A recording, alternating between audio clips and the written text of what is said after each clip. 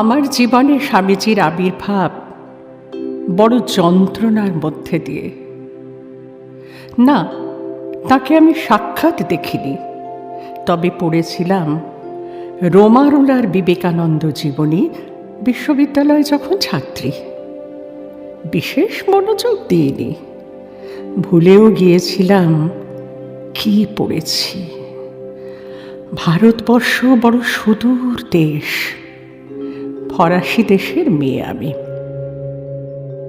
তারপর অনেক বছর পেরিয়েছে, 15 বছর। জীবনে ঘনালো দুর্যোগ, সংকট, পীড়া, মৃত্যুর কালো ছায়া ঢাকলো আমাকে।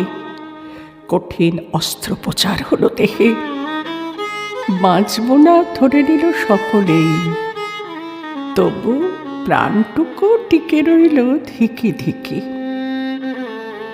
এই সময় এক বন্ধু এনে দিল বিবেকানন্দের যোগগ্রন্থ। ওতে নাকি উজ্জীবক শক্তি আছে। আছে নাকি? কষ্টে বইয়ের কয়েকটি পাতা উল্টেছি, আর তখনই নীল আকাশ থেকে যেন ফেটে পড়ল বজ্র। ঘুরতে লাগলো জানলা, ছাদ, দেওয়াল, গোটা কক্ষ।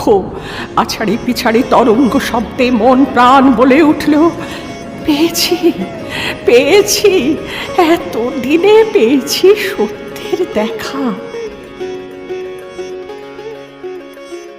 আরও কিছু পরে, তখনও বিপদ কাটেনি, তখনও রয়েছি জীবন মৃত্যুর মধ্যবিন্দুতে।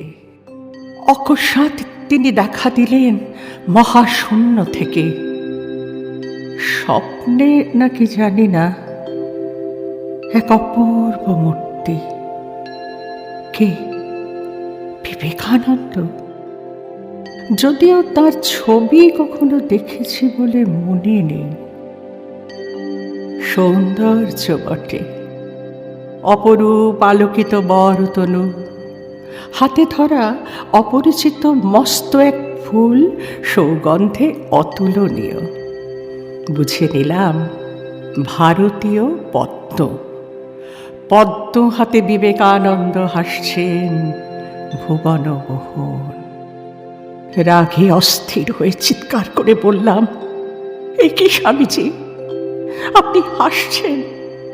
আমি মৃত্যু শয্যায়, যন্ত্রণার শেষ নেই, তবু হাসছেন? কি নিষ্ঠুর আপনি! তবু হাসছিলেন। হাসিতে পদ্মে একাকার।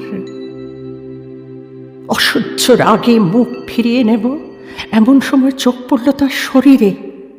এ কি, ওর বুকে অত বড় ক্ষত কেন?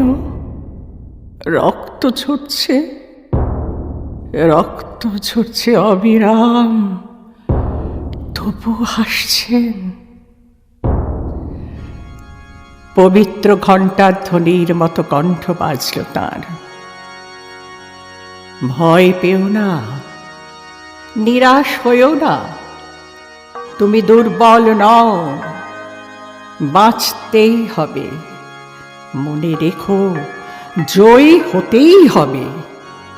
রক্ত ঝরবে এ জগতে, তবু আমরা হাসব। হ্যাঁ, তবু আমরা হাসব।